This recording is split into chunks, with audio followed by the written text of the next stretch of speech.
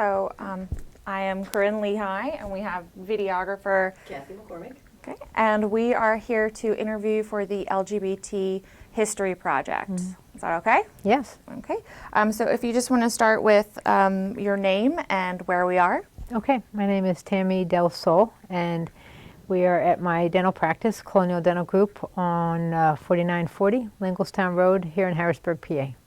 Great. Okay, and today's date is The 20th? 20th of April, yes. 2017. Yes, thank you. Okay, so first we're going to just start with some biographical information so we can get talking. So if you want to tell us about your family and your childhood, how many? You mean my parents or my family? Okay, so I grew up just down the road here in Mountaindale. I'm 53, so I was born in '63, and older sister, younger brother. My mom was a Finn. She came over.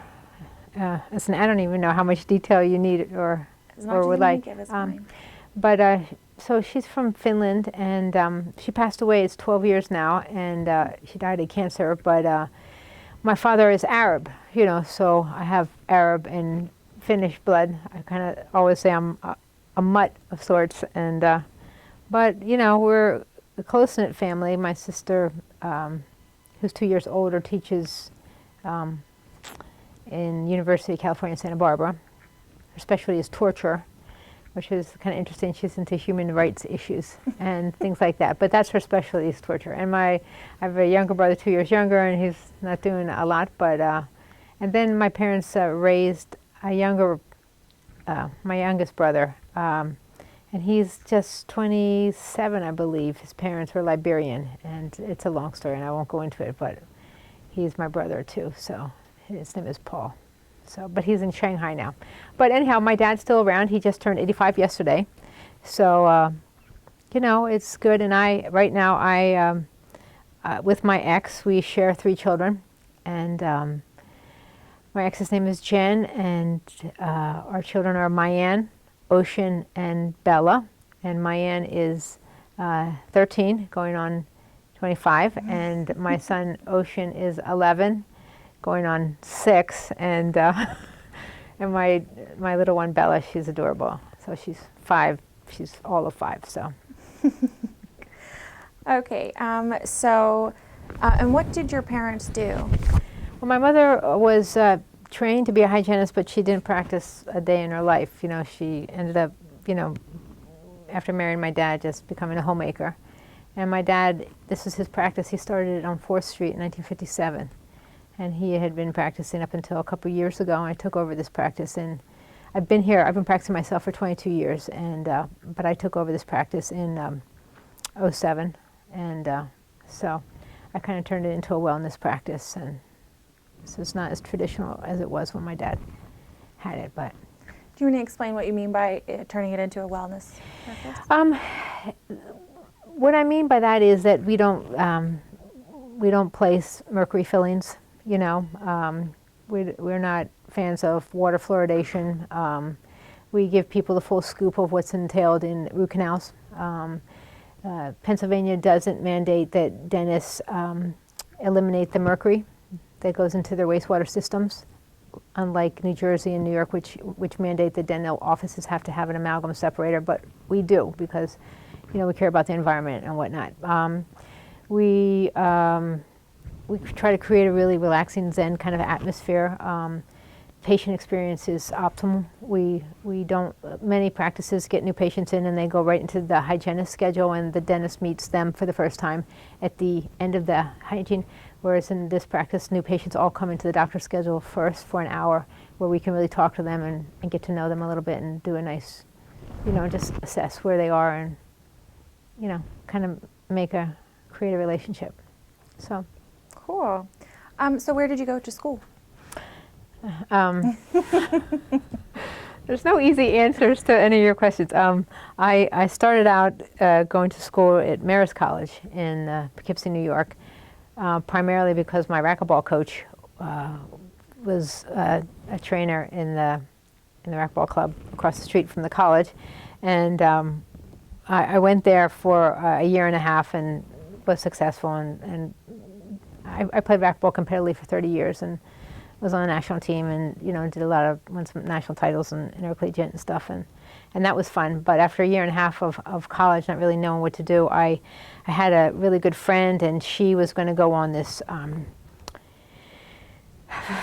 this transcontinental bicycle trip, and so in '83 I quit college, and I first asked my dad. I said, "Dad, do you mind if I quit school for a little bit and go on a long bike ride with a bunch of people who I don't even know?" And he's like, "Okay." And so I was really surprised that he said that. But in April 10th of '83, 8 of us started in Poughkeepsie, right in the parking lot of the All Sport Racquetball Club where I played, and we started. And it was 6.5 months and 10,500 miles when we did a figure 8 around the country.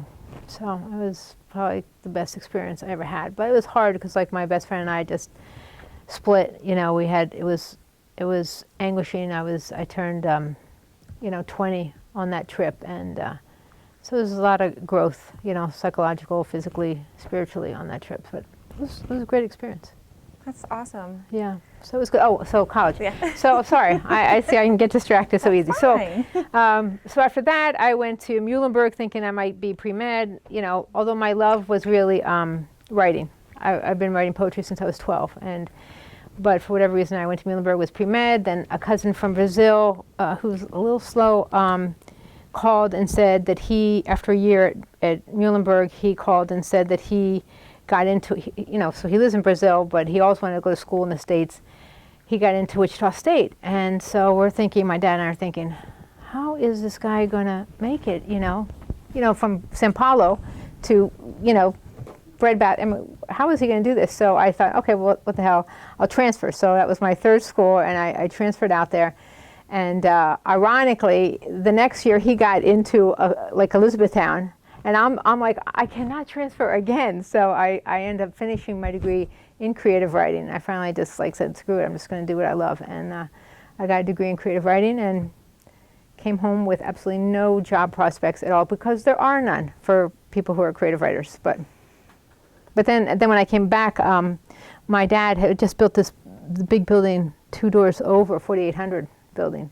And he had just built that and was scrambling to show the banks that he had rented all the space, and he got like $10,000 worth of restaurant equipment. And he said, Tim, if you're not doing anything, how about running a restaurant for me? I'm like, okay. So we did that, and we ran it right into the ground in 4 months. And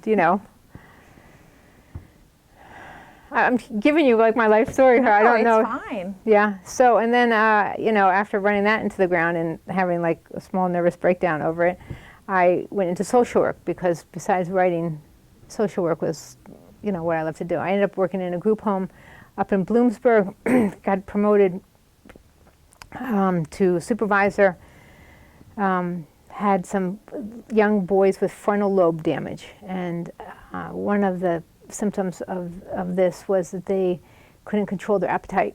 They never felt full. So they were 2 young boys, grossly obese, locked kitchen, everything, small, ranch home, so it's just these 2 boys and, a small staff of like 6 or whatever, and I'm a supervisor and trying to manage everything. And then we get this other young boy, frontal lobe damage, but he didn't have that as a disorder, but he just was a little out of control. And so one time he cornered me and the nurse, and we had a bad experience. He punched me out, and, and so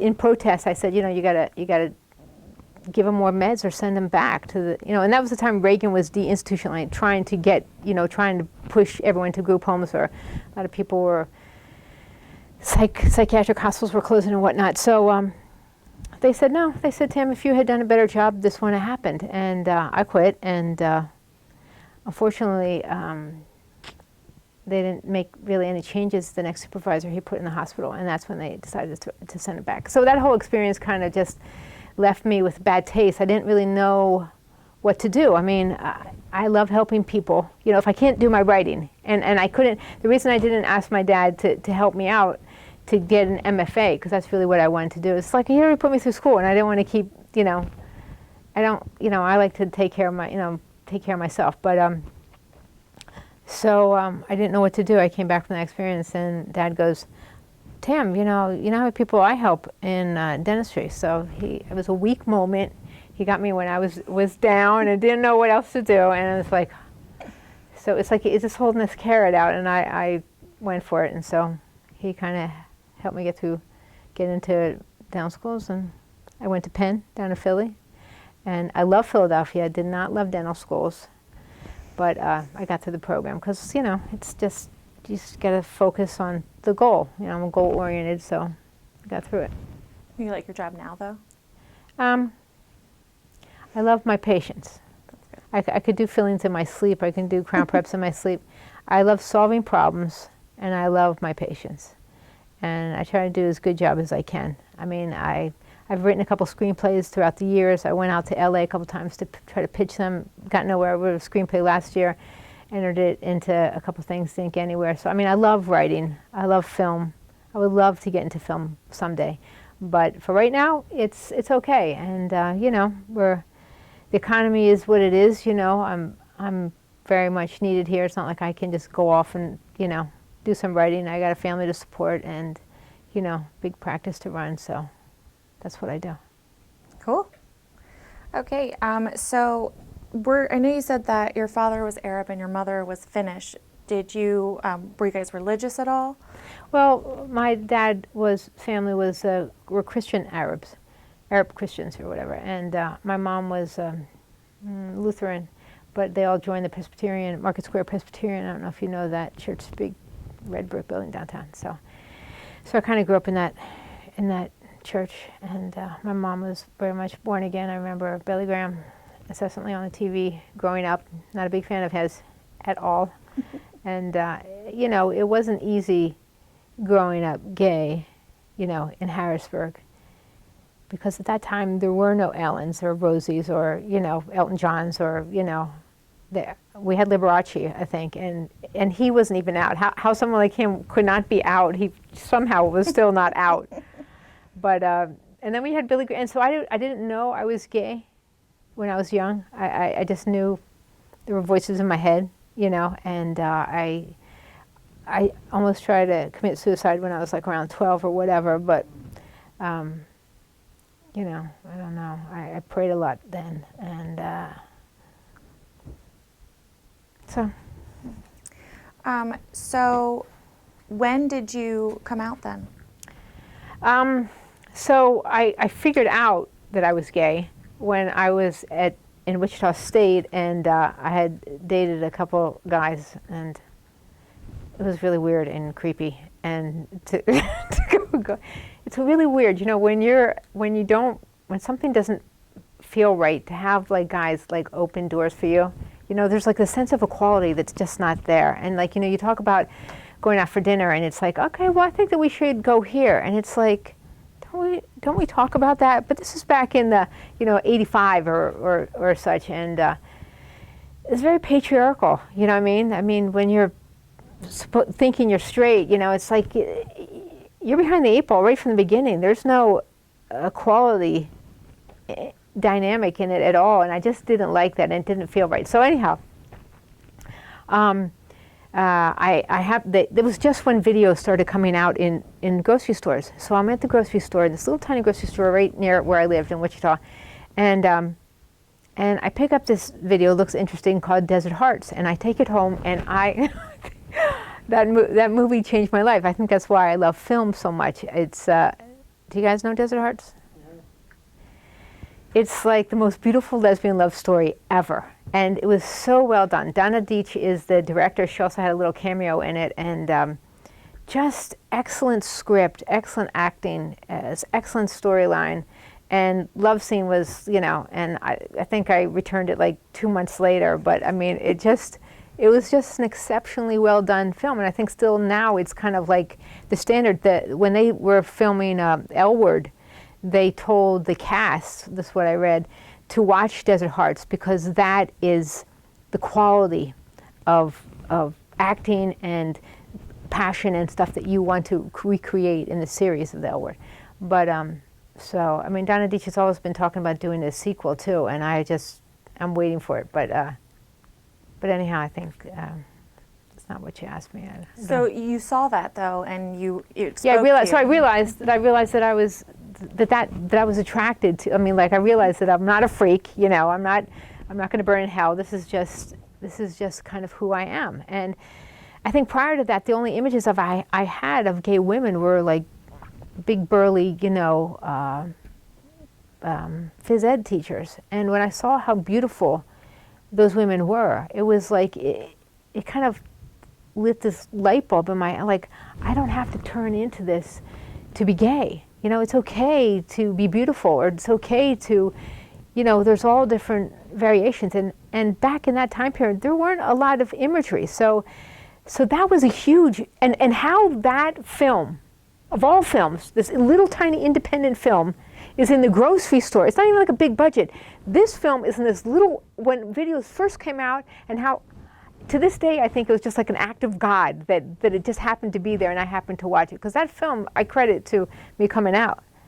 I mean, that was it was, so anyhow, I came out, I knew my parents wouldn't get it. And I thought I didn't want them to try to commit me. So I thought I'm going to wait until I ever have my first girlfriend and, we're steady or whatever until I come out. And so that's exactly what I did. When I graduated from Wichita State and came back, I went back to playing racquetball, and one of the women who ran the club, we used to have Alpha Racquetball Club, they used to be across the river.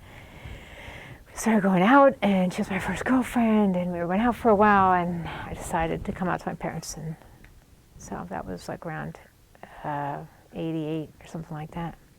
So. How did that go? I think compared to a lot of people's, I think better than many people. My mom just, my takeaway was, what she said was, what did I do wrong? I don't know what I did wrong. And, because I think that's a standard thing. And my dad was like, well, Tam, are you sure you really want to go down this road? So clearly neither one really had a sense of what it really, and they didn't know any gay people. I mean, my parents knew no gay people, and I really knew I had no gay friends. I knew no one really except my girlfriend, and just starting through her to get to know some people in the gay community. But it was there was D-Jam down on Front Street. Do you guys know about that? Mm-hmm. Which is now the Wharf or whatever. But that was the only place, and I remember going in there when I was young and thinking, right when I started going out with Sue, it was like, wow, this is like Mecca. I mean, like anyone, it's like lesbian. It wasn't gay. There were no men that I remember, just a lot of phys ed teachers and others, but it was so fun and good. And how did you meet your first girlfriend there? I met her playing racquetball at the racquetball club. Yep. So that's how we met. So we went over your occupational history and how you have taken over this. Do you plan on staying here with this, or are you hoping to pass it on? I think, I'm going to be here probably for the next 5 or 6 years, I think. I have a lot of ideas. I like to start maybe different businesses, maybe dental related, maybe not. But I can't see myself. My dad practiced for like 50 years. There's no way in hell I'm going to be able to make it like that. I'm not. The fact that I've held the same job for 22 years is really a miracle for me, because I get bored. I want to try different things. I'm like, and I work with a lot of A personalities, and I'm married to this building. I'm married to my operatories and my schedule, and I've never. It's so. I feel like I'm a fish out of the water. Do you know what I mean? When I after a year of practicing dentistry here, I didn't like working with my dad. My cousin was here. I didn't like working with him. Everyone was just too rigid. I couldn't stand it. And my girlfriend at the time was a midwife out in New Mexico. We'd gone to Penn together, and she was out there. And I'm like, I've had it. I quit. They gave me a goodbye party. I'm quitting dentistry. I've had it with you people. Going out with Lisa, we're going to hang out. We're going to have a beautiful life in New Mexico. And I love New Mexico. That was my favorite part in my bike trip. So I get out there. I'm a school bus driver. I meet a writing group talking about screenwriting. I'm like in a little bit of heaven, you know. I'm not making any money. Lisa's completely supporting me. And they call me after a couple months and say, Tammy, please come back. My dad had another practice up in Williamstown. He goes, please come back. The doctor reneged on the contract. We have no one up there. You have to come back. And I'm like, and I did. So I came back, and Lisa and I broke up, and I ended up seeing someone else here, and it worked out, you know. So it sounds like you're very close then with your family. Yeah, no, very close. We're all close. I mean, and my ex and I are like practically best friends. She lives down the road from me. We go on vacation together. She's single. I'm still single now, you know, after we split up in 2009. And, you know, the kids love that they can bounce back and forth on the road between us. And it's good. I mean, I have a good life. I live on the river. It's so beautiful in Dauphin. I feel blessed, you know, I'm so lucky. And for me to, whenever I grumble about, you know, being a dentist or whatnot, I feel like who am I kidding? I mean, I have a good life, you know. I feel shame that I feel this way, but it's, you know, it is what it is. Yeah. Okay, so were you ever married? No. No? Were you and Jen officially, well, I guess you said you broke up in 2009. Yeah, we broke up before it became legal, and we had talked about like just doing a ceremony, but we had never gotten to that point. We split up before we had done that. And are your children adopted or? So, the neighbors, when I moved in with Jen in her family house, and her dad, and she's still there now with her dad. The next door neighbors, Jack and Bill, a gay couple. So Jen had lived in that house since she was a young girl. She became friends with Jack and Bill, who are just like maybe 10, 15 years older than her. And they had made an agreement that if Jen ever settled down and found someone she was serious about, that Jack would love to donate the sperm or whatever. So he did. And so when Jen and I got together, we had this like official thing, we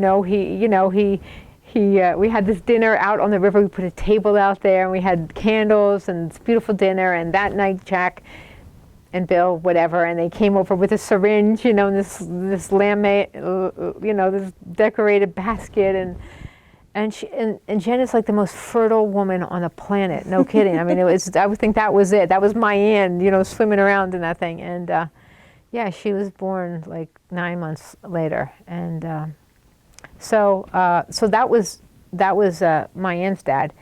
Unfortunately, he died of AIDS when she was 10 months. We didn't know he was positive. We didn't know he was positive when he gave the sperm.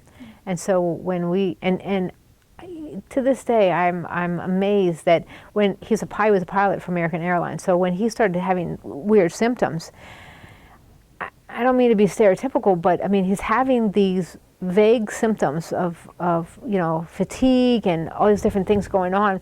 No one thought to test him for HIV. And I don't to this day. This is like, 13 years ago. Why didn't they test him right away? So he languished for like, 8-9 months before even figuring it out. And his counts were going down and all that stuff. And finally, when they did figure it out, it was too late. So he died when she was 10 months old, and that was sad. And then for Ocean, Jack's ex was Michael, and in the gay community, as you probably know, I mean, the exes just hang on. We're just like this huge extended, for many of us, this huge extended family. I mean, it's interesting. I have so many straight friends that don't ever talk to their exes. They don't care. But here, I don't know if it's just because many of us are a close-knit family. So Michael was an ex of Jack, and he said, look, I'll be happy to help raise, because Billy was not that interested in providing sperm. And he said, so Michael provides sperm for Ocean, and Ocean came, and after like the first or second try, and he's, ironically, Ocean looks like me. And I have no DNA. He's left-handed. He looks like me. He's very creative. He's an artist. No one understands that. Michael's not left-handed. Jen's not left-handed. No one understands. Anyhow, so that was that. And then and so after Jen and I split in 2009, and Jen is a little intuitive and psychic. She calls me up and says, "Tammy, I had a dream. I need to have another child. And we're exes, right? And I don't have the right to say anything. But I'm thinking, no, I do say, please, Jen, we have a boy and a girl. It's perfectly fine. Let's just have a different dream tomorrow. I mean, let's just get it. And she's like, damn, no, I feel it. It's a little girl. She needs to come through. You know, I just feel it. She keeps coming in my dreams. I'm like, I don't have a right to tell you what to do with your body. But I know as who I am, that whoever this child comes out of her, I'm going to be her mother too. And it wasn't like, you know, I would say no. It's just the woman I was going out with was giving me major grief about that, because it was hard enough, you know, to get them to wrap their heads around like they're going to have to be like another mom to some of my kids. But another child, and my current girlfriend at the time was like, I know you, Tam. No, no, you can be her aunt or something like that. So it became this very, so Bella became this before she was even born, before she was even, you know, whatever. It was, but right now Bella is a light. She is a light, and I believe Jen, and I believe that she came through in her dreams. I believe that this little girl is so happy to be on the planet. So, you know, it's a blessing. And, you know, now my ex, the girl I was going out with, she loves her too. So it's ironic that she loves her when she gave me hell about her before she was even born. But that was, and the father of Bella was a guy that Jen played racquetball with, because Jen is was into racquetball, and his name is Tommy. So she has 3 different daddies for her children. I just call her like the lesbian whore. You know, like you were like a lesbian whore. You know, you just get sperm from all these different guys. But whatever. Tommy is a sweetheart, and he's a good dad to Bella. So That's good. it's kind of like an odd, not a typical type of story, but it works for us. We all get along. Well, Michael's not crazy about Jen and I, but that's okay. It's not a big deal. And how your kids are, how do they react to having different fathers? It's all good. I mean, they all regard each other as, you know, siblings, you know. And I think that for the most part, they all feel kind of blessed. They have 2 moms, and, you know, the big ones have Daddy Michael, and Bella regards Michael also as her dad. So she's like, I have 2 moms and 2 dads, you know, how lucky am I? But, so, you know, it's good. It is good. Nice, one big happy family. It is, it's good. I mean, sometimes there's tension here and there, but who doesn't have tension? And I feel for the most part, you know, we are lucky. We're lucky. Okay, so were you ever in the military? Mm-mm. No, I didn't think so. You said that we went over your history. So are you affiliated with any of the LGBT organizations in the area? Do you know, I had, when we first had the kids, we marched with PFLAG, went in and talked with them. Rini Singer, who is a good friend of ours, she got us involved with all that. But since the Mayor Linda, who was here before, and she kind of nixed the marches, that's when it kind of ended. So, but so we were doing some PFLAG stuff. So I'm not. There's the gay and lesbian business network thing that I'm marginally involved with and whatnot, and not overly involved, you know, but we have a growing population of gays and lesbians who are becoming patients here, and I would love to be known as, you know, the practice that is the most welcoming of the LGBTQ and all the other acronyms of, you know.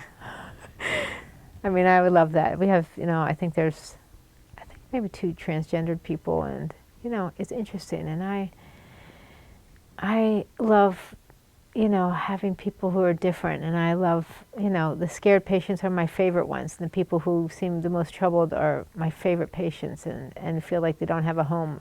You know, I would like to somehow let that be known, but, you know, we do it little by little, word of mouth. You said you were marginally involved in the gay and lesbian business alliance. Well, I belong to it. I mean, I'm a member of that, and I've gone to a mixer, you know, and, you know, I support it in that way. But I haven't been to too many events, and primarily because I'm exhausted when I get home from work. And on weekends, all weekend long, I have my kids. So I don't have them during the week. I just get them, on the weekends, which is actually good. But when I was at Penn, when I was going to, Penn Dental, I was on the Gay and Lesbian Speakers Bureau. And we went around and spoke to different groups on campus and fraternities. And went to the Philadelphia High School and did that. And I love that. And I miss that. And I wish I could do more of that. But I haven't really had any opportunity to do that. What year was that? I went to dental school 91 to 95. Yeah. I had a question, but I forgot it. Okay, let's see. So, do you still practice religion, or do you still go to church? Or? Well, Jen and I are very spiritual. We're kind of like New Agers, so that's kind of where we are.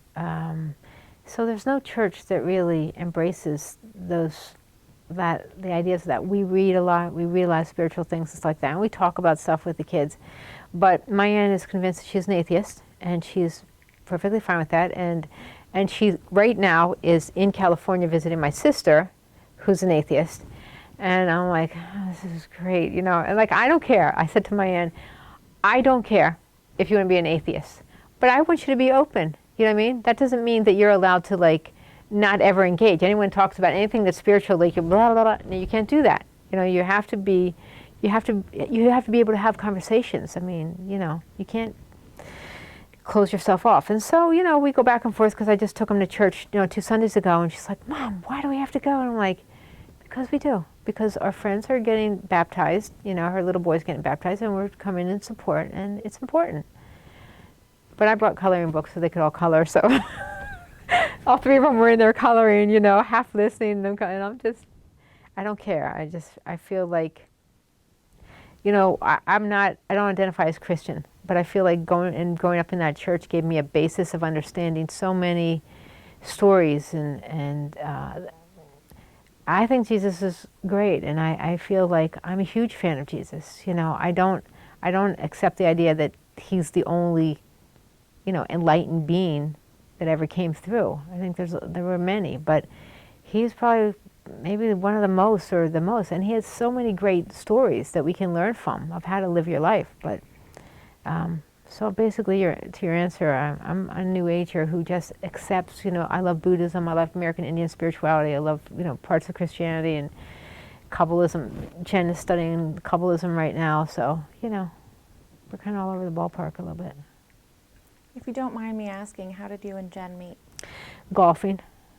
That was the first and last time we golfed together, period. I mean, I haven't golfed since then, and so it was a lesbian golf league that they have in Harrisburg, and a friend of mine asked me to come out and play, and we were looking for a fourth. I had another friend of mine. She said, I'll get my friend Jen to come, and we bumped into her at the Pink Lizard when the Pink Lizard was around, and she was going out with someone at the time, and but she agreed to go golfing, and when on the day we went golfing, that was 3 weeks that her mom had just died of cancer. So she was going through a lot. I mean, she was so tight with her mom, but her dad talked her into coming out and just getting out and doing something, and I don't know, we just hit it off, and it was really good. So she said that the thing that made her like fall for me was I wore baseball caps a lot, and I was not a good golfer. So my first ball, I just went right into the woods, and I go in, I'm looking for this ball, and I come out with a feather in my cap, and she thought that was cute. And so as a consequence, feathers have been our thing, or mainly my thing. And so we both have matching feather armbands, tattoos. Now she looks like the tattoo lady. She's just pretty much all covered, and I tease her about like she's going to be a circus act, she keeps it up, but I only have one. And it's unusual because most people who get tattoos, they just keep going. I'm like, don't you know what it's going to look like when you get old? Don't you know how you lose the color and everything? Like, they don't care, so it's all good. You said that you had some siblings. How did they react when you came out? It was my sister, who is very bright, said to me when I came out to her, because she's one of the first people I came out to in around 86, 87.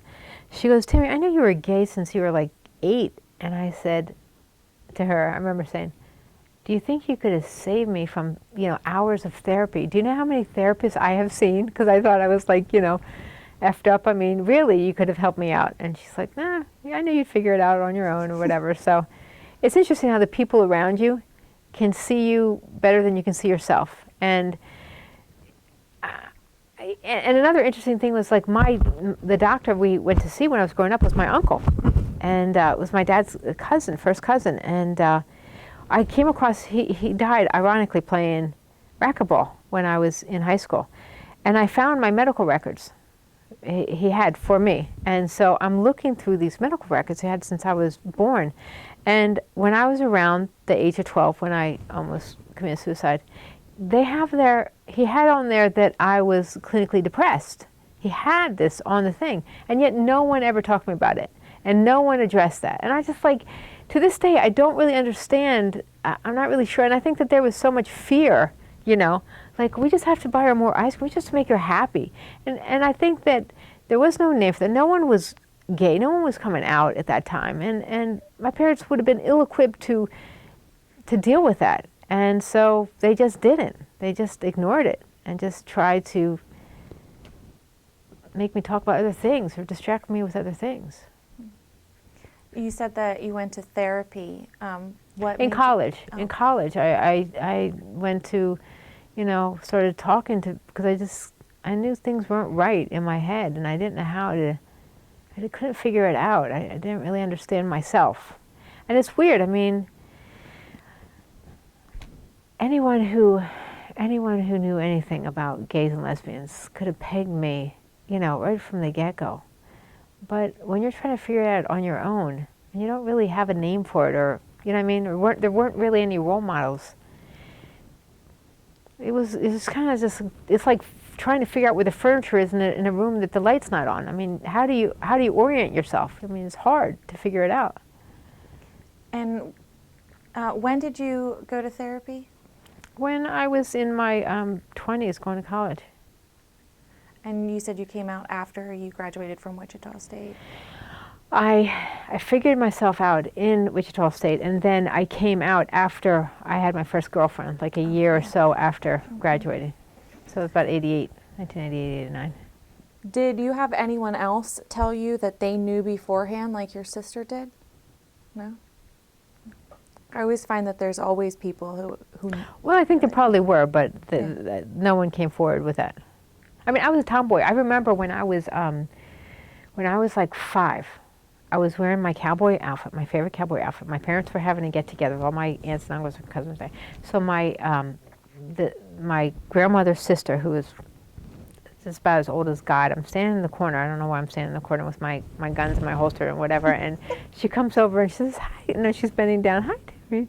She goes, what are you going to do when you grow up? And I remember this clearly.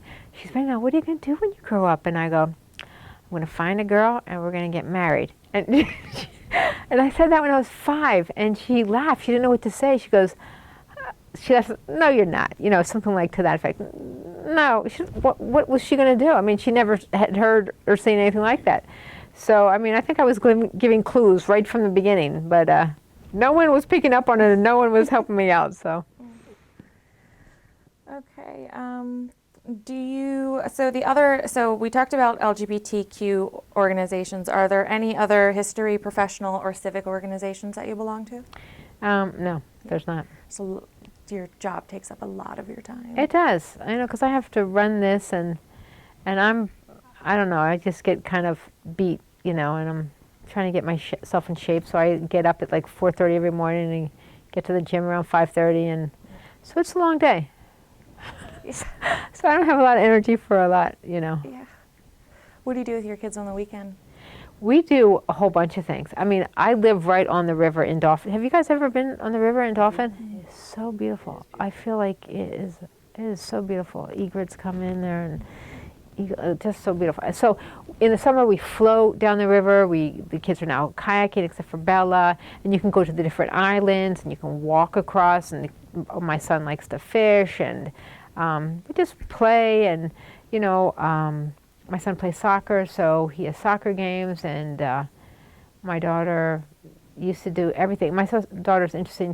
She's done all these sports. She's got so much natural ability, but no competitive nature at all. So as soon as she joins anything that they start competing in the game, she's like, I don't really want to do this anymore.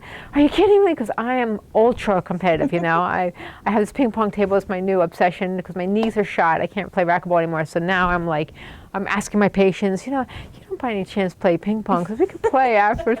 So I have patients coming here and playing with me, and it's just so fun. I'm having a ping pong potluck, in a couple weeks at my house, and but now neither one. Ocean likes sports so he can socialize. Mayanne likes it kind of the same way, but being competitive is not their thing.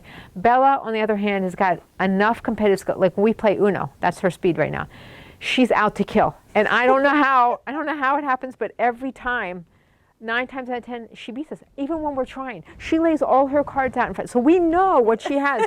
Even though we know what she has, she still wins. How that happens, I have no idea. She's a smart kid. She'll be very competitive. Casino when she turns of age. She is a smart kid. She likes to win. We are going to have some success in sports. I'm sure of it. So you said you played racquetball for 30 years. What made you start doing that? I think that's what saved me about being gay. I mean, if it wasn't for racquetball, I'd probably not maybe even be here. I mean, racquetball really kind of saved my ass. And it was a way of escaping. It was a way of and I just fell in love with that sport. And it taught me so much. I learned social skills. I mean, there were no kids. I was playing at the Bentley Club, which is just down the road here. And now it's not the Bentley Club, it's the, whatever, they're teaching how to play hygienist. I mean, they have massage arts and all those different things. But I was like the only kid, and so I'm playing with all these adults and, learning how to socialize with adults and being very competitive with them. And and I started playing tournaments and being successful and, and then ended up having a coach, Winterton, who ended up becoming the national team coach. And he helped me out a lot and taught me a lot of things. And that's why I kind of followed him up to New York and went to school up there. But yeah, I mean, it's an outstanding sport. It's hell on your body. But it's a freaking awesome sport. It's tough. It's hard. It's you can beat. I love beating cocky guys. They're my favorite people. Like I love coming into a club that no one knows you, and you see these guys hitting, and you say, "Hey, you want to play a game?" And I'm like, "Okay," and then you just warm up, and you don't warm up well. You try to like do a little bit, and then you get in there, and the door closes, and it's like, "Oh, I'm gonna kill you." It's awesome. I love it. Very competitive, but it's good. Well, you said you don't play anymore. I can't. I tore my ACLs playing that sport. I tore my Achilles playing that, and it's too hard on my body, and I can't. When I tore my ACL on my left knee playing, I was playing in a regional tournament down in Maryland, and it took 5 years to get back on the court. They botched the first surgery. They did another surgery, and it was PT, and then within 3 weeks of playing, I tore the ACL in the other knee, and I'm like, okay, you know what? It's a sign from God. This is not. I'm done. I've done good things in that sport. I played a lot. I was, had some success. It's good.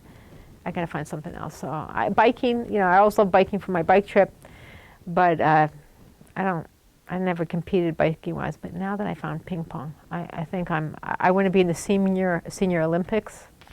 So I'm training right now for Senior Olympics. You've got some more years to train. Yeah. Okay, let's see here. So we went over pretty much everything on my list.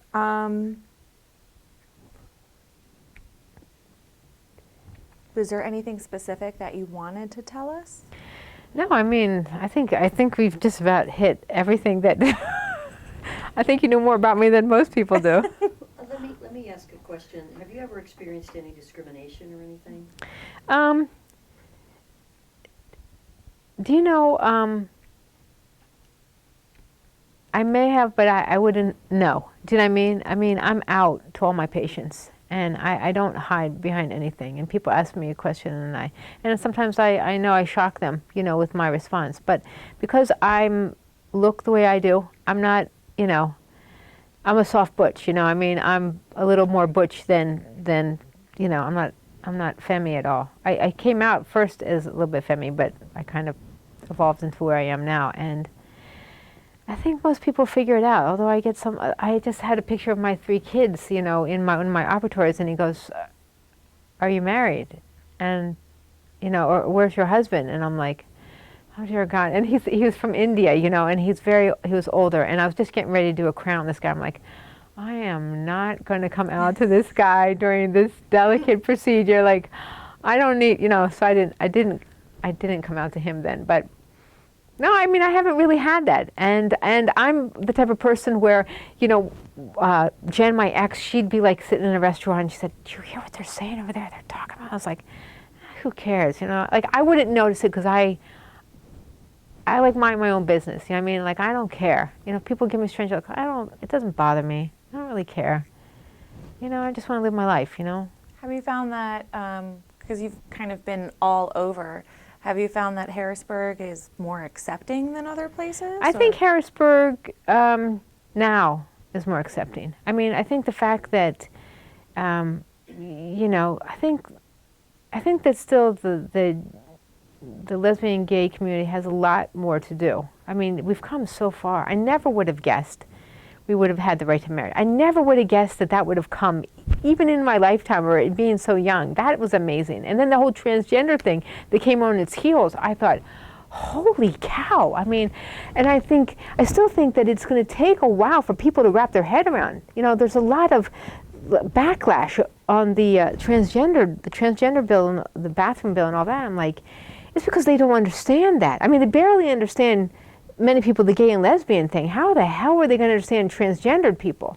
And now they have this intersex and all these other categories of, you know, orientations and stuff. And I'm like, that I have to look up. I'm trying to figure out, okay, so she says she's okay, I have to know what that means because, you know, I have to know. People are going to ask me. I have to know what that means. So it's confusing, but anyhow, no, I haven't had discrimination, and I think we've got a long way to go, but I think that we're getting there. But Trump, hopefully he'll get impeached before, you know, too many things get reversed, you know. So we can only hope about that. But you know, I pray every day, and actually I'm thankful. I'm grateful that Donald Trump is president, and I'm grateful because conversations have been started and movements have begun that wouldn't have happened under Hillary. And if it forces people to finally come out or take a stand about something, because you know there's a lot of complacency with when things are just okay and it's not really 100%, there's complacency.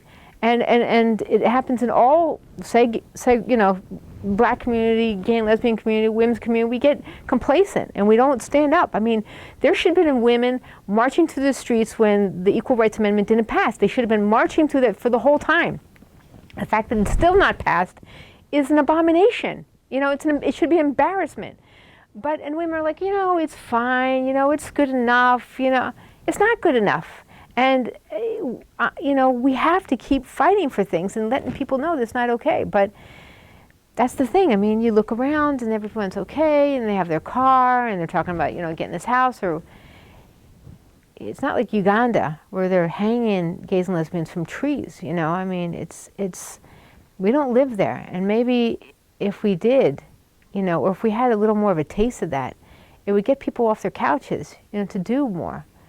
But look around. I mean, you can go to Target, you can hang out here, you can go have a couple drinks here. I mean, what's to complain about? For the most part, even gays and lesbians and whatever, they're fine, you know, for the most part, I think. The transgender people are struggling a lot more. I see that, and they need a better community, and they need more gays and lesbians to stand up for them, and straights, you know. But, you know, it's just going to take step by step. Mm-hmm. I agree with you with the Trump being president. I think Russell Simmons said it, that not the fitness guru, but the music mogul. He said, you know, if anything good has come out of this, it's that people have started to have that discourse and that conversation, because it wasn't really going on. So. Yeah, I mean, I think if Hillary was elected, I mean, I was a Bernie Sanders fan right from the beginning. And Bernie Sanders to me is still the bomb. You know, he was awesome. You know, and people think, well, you're a feminist and you're not voting for Hillary. I'm like, not a big fan of hers. You know, I'm not a big fan of hers, and I there's too many dark corners in her past, and I just don't like it. But Bernie, I like him, and he's out in the open, and he's fighting for equality. And anyone who's committed to social justice issues like he is, I'm for them. You know, social justice it's not about, you know, make America first and do this and money in your pocket and, you know, all this other stuff. It's social justice, and I feel like spiritually, whatever we do here has got to be all about social justice. It has to be, you know. We have to make a difference in our lives. Yeah, absolutely. Okay, I thought of another question while you were talking and forgot about it because I got excited when we started talking about Bernie. I know. I still have my Bernie sticker on in my house. You know, my kids all know about Bernie. You know, they get it, and I want to keep talking about that, and I keep raising the issue. It's important for kids to keep talking about these things, and so they know and they realize a little bit about social justice. And one of the reasons I took them down to Market Square also is because they are very strong on social justice. They've got homeless people that they are camping all around the perimeter of that church because they were kicked out from underneath the bridge or whatever, and that's my dad, and so I mean. I don't know how to get people to care more about social justice issues, but it is important. You know, just pick one. You know, just pick one. Do something, yeah. I know what I was going to ask you. Did you ever go to Pride in New York? Or I did. I did go to Pride once in New York. It was so exciting. And you know how Dykes on Bikes lead the parades? Have you guys ever gone to Pride in New York? I haven't been to the one in New York. Oh. There's a signal that's coming. Oh, I'm sorry. It's okay. Okay. I should have mentioned that when we first got started. Okay. Mine's I will. going on, too. Okay. That's off. But I could hear it. Oh, I'm sorry. Just now, though. Okay. So when we went there was Dykes on Bikes. I don't have a motorcycle. I had a little moped once, and I felt big. But anyhow, so we were marching behind the Dykes on Bikes and whatever, and there are thousands. There are thousands of lesbians. I felt like I was home. It's the most incredible experience, you know. Anyway, so we're going to march down 7th Avenue, or one of the big avenues, and the police were trying to direct us down the smaller street. And they were like, no! And they were like, sit down! Everybody sit down, sit down! So everyone sat down, thousands of women sat down in the middle of this place where we were just going to go into 7th Avenue. And the police were on their horses, and they couldn't get us up. They couldn't do anything. We weren't doing anything. We weren't throwing bottles or anything. We were just sitting down. And we just sat there. And finally I said, okay, fine. You can go down 7th Avenue. And it was fantastic. It was like, yes. And so I've been to a couple marches here in Harrisburg. They had a couple marches a couple months ago, you know. I took the kids down because it's important for them to get it, social justice. So I went there, and I went to the big March on Washington. It's huge. And my parents came. It was so meaningful to me. That was back when about 93 or something like that, and that was really cool. So yeah, I've been to some big marches. what year was it that with the sit down? That must have been one of the years I was up at Penn, I guess. Maybe it was 92 or 93 or something like that. What made you decide to go? Who is going to pass up an opportunity and go to New York Pride? I mean, I don't know. Someone said, let's go to New York Pride. I'm like, okay, let's go. I mean. But you never went back? Well, here's the thing. There's an evolution to being out, and so when you first come out, it's like someone put the lights on in the candy store. Like, you can't get enough. You want all the pins, you want all the decals, you want to put your car, you wanted all that stuff, and you can't get enough of it. So you go to all the marches. I went to all the Philadelphia marches and all that. And there's a time where you get settled in to being. It's not that you still aren't fighting for the rights, but you get it. You're cool with it. It's not like it's not novel anymore. So I did that. I was there. I experienced that. It was awesome. I went to the Michigan Women's Music Festival. I don't know if you ever heard of that. Freaking awesome. And that just ended. All women, at least half of them lesbian, had all these groups. We had these yokeling twins from Australia. It was just a bunch. And the only men who were allowed on this like 12-acre, and thousands of women coming and listening, camping out all day, making food. The only men allowed in were the men who were changing the Porta-Janes. It was Porta-Jane, not Porta-John. Right. They were the only men. They could only haul out the shit. They were the only men on there. It was awesome. It was just a great experience. And so I've been in a couple of things like that, which is just inspiring. So, yeah. Do you have any desire to do anything like that anymore, or? Yeah, I do, but it's changed now that I have children. So now, like, I want to do like a family Olivia cruise, take them on a cruise with other gay and lesbian families and things like that. So things like that. I mean, individually, I don't have that need anymore as an individual to do things like that. But to expose my kids to, meeting other gay and lesbian families. They go to a private school right now, Londonderry. And there are a couple other gay and lesbian families. It's very open, very inclusive. It's like the United Nations down there. I mean, it's just, everyone's welcome, and that's great. And then next year, my daughter's going to go to CD, which I think is, in some ways, it's so huge, but it's going to be a real step back. I don't think it's going to have the United Nations feel. It's not going to have the creativity, predominantly white, predominantly straight, it's going to be a lot different. Did she want to go there, or? We had gone back and forth. We talked about homeschool. We talked about, cyber school. We talked about, Bishop McDevitt. I wasn't a big fan of Bishop McDevitt, but I kind of was rooting for CD because I want her to not be so isolated. And I want her to she's got so many natural gifts.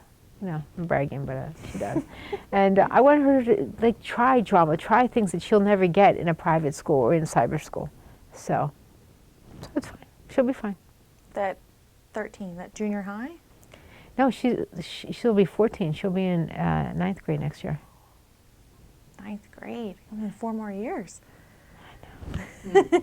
Soon she'll be driving. I know. And last Friday, I took her to Philly to fly solo, alone, to see my sister, nonstop. And so it's intense, you need a special pass to get in, and you have to see her off, and blah, blah, blah. And I thought, I'm going to be such a big girl. I'm going to handle this, and not going to be a problem. As soon as she leaves, I go in the bathroom and just bawl. I'm just bawling, because all I remember is her just sleeping right here, and she's a little baby. And that was a big step. Her going on that plane, and she's texting me, and she's having a wonderful time with my sister. And my sister, teaches there, and she's very impressed. And I have a feeling that she's going to want to go to college there because it's, UC Santa Barbara campus is beautiful. And she started out going to Catalina last weekend, and what's not to love, So All the way across the country from you. Yep. Have to get used to that. Yeah, I know. That's okay. Someday we'll move. Someday this will be maybe we'll let the staff have this, and I'll go live somewhere else or something. We'll see. Any other questions, Kathy? Anything else you wanted to tell us? No, I think it's, the only thing I want to say is I think it's important for gays and lesbians to be out. I think it's crucial to be out. And there's so many, we were talking about complacency. So many gays and lesbians I know who just live this kind of quiet life. I mean, just the sake of children trying to figure out, that's why I'm out,